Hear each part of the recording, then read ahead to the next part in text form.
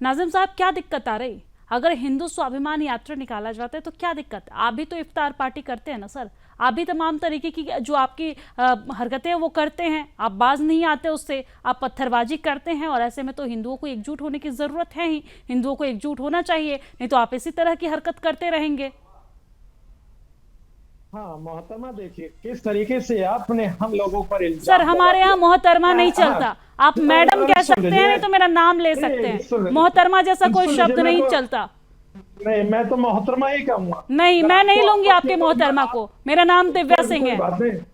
हाँ सुन लीजिए, आपका नाम दिव्या सिंह हो या कुछ आप भी, दिव्या सिंह देखिए मेरी बोलिए। अपनी उर्दू जबान है, मैं तो आपको मोहतरमा कह के बोला कि आपको आपत्ति किस बात है कि मैंने मोहतरमा कहा, तो उसी बात बिल्कुल मैं आपने जो मुझे इतने सारे मोहतरमा हमारे यहाँ नहीं चलता सर, हमारे यहाँ देवी चलता है।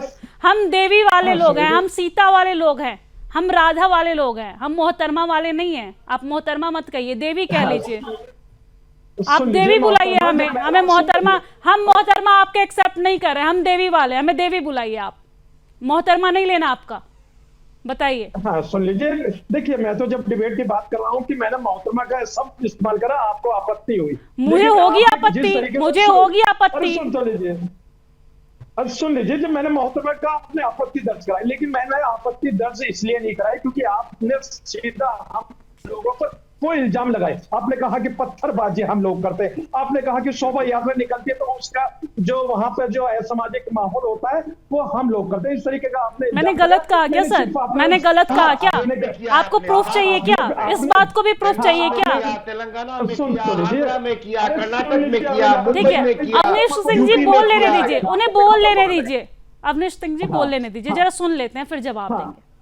बताइए। हाँ देखिए, मैंने इसीलिए आपको मोहतरमा कहा कि जब आपके शब्दों पे मुझे कोई परेशानी नहीं हुई तो मेरे शब्दों पे आपको भी नहीं होनी चाहिए। अब आ जाता हूं मैं टॉपिक। वो शब्द नहीं, वो फैक्ट था जो उन्होंने कहा शोभा था। यात्रा हो, अरे सुन लीजिए अविनाश भाई, आपको राजनीतिक विश्लेषक नहीं होगा, धार्मिक तो होना चाहिए था। पहले एक बात बताता हूँ, सुन लीजिए, पेट में ज्यादा दर्द होता है तो डॉक्टर अयूब सादन साहब है, उनसे दवाई ले लेना। आप सलाह मत दीजिए, आप ज्ञान दीजिए साहब, आप ज्ञान दीजिए, सलाह मत अच्छा, दीजिए। जली अरे कहा सुन ये लीजिए। तो बता दो, डॉक्टर को क्या बताऊंगा आपकी कहाँ जली, ये तो बता दो, जगह तो बता दो, स्थान अरे विशेष सुन जहां लीजिए, जला हम है आपका, ठीक वो है। बता दो, मैं डॉक्टर को आप बता लोग दूंगा, हमारा इतिहास मरहम पढ़ते भिजवा हैं। दूंगा। हाँ सुन लीजिए, हम लोग इतिहास बनाने वाले, आप हमारे इतिहास पर चर्चा करने वाले हाँ, लोग। बनाया है इतिहास आपने। हाँ, आपके अब इतिहास सुन लीजिए, तो जग जाहिर है सर। चार आप बीबी, इतिहास की 40 बात बच्चों मत का कीजिए, इतिहास जग आपका जाहिर है आपका इतिहास। 4 बीबी 40 बच्चों का इतिहास है आपका, बिल्कुल है। अरे सुन लीजिए, हाँ जो एक बीवी रखने वाले को भी हम लगा के पटने का इतिहास है इस आपका, बिल्कुल है।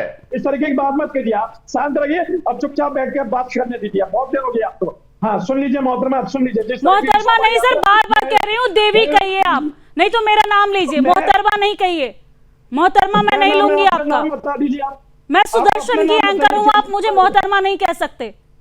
आप मुझे दिव्या बुलाइए, मैडम बुलाइए, बिल्कुल है। देवी बुलाइए।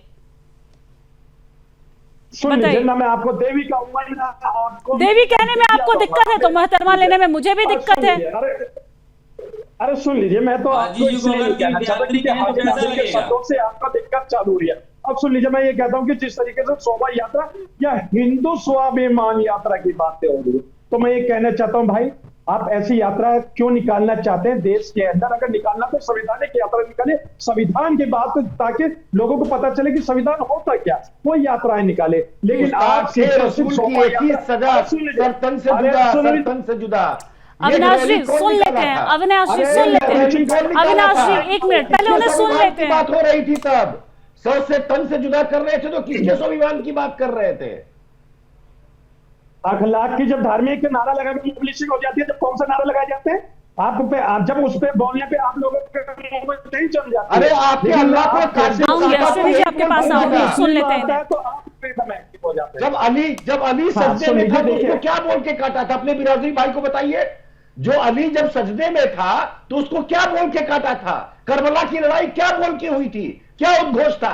अपने भाइयों को बताइए जरा, वहां कौन सा नारा लगा था? जरा बताइए अपने भाइयों अरे को। सुन लीजिए, करबला की लड़ाई के मैदान में क्या उद्घोष था?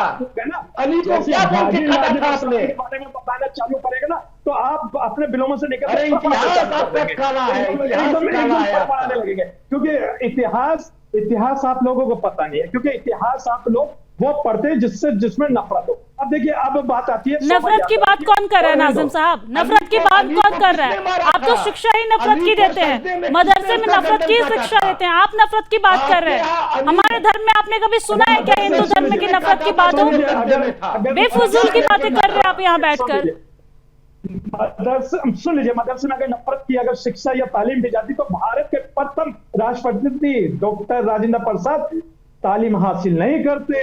आपको बता दूं, आपके मुझसे प्रेमचंद जी मदरसे से तालीम हासिल नहीं करते। और जो सती प्रथा थी बंद करवाई थी ना, राजा मोहन राय मदरसे से तालीम हासिल नहीं करते, लेकिन आप लोग मदरसे को बदनाम करते हैं क्योंकि आप लोगों को मदरसे की तालीम का पता ही नहीं है। और सुन लीजिए, अब मैं आ जाता हूँ मेन पॉइंट पे। जी बताइए। बार बार जो यात्रा जो यात्रा की बातें होती है, आखिर यात्रा जब जुलूस निकाले जाते हैं, मैं मुस्लिम समाज से चालू करूँ।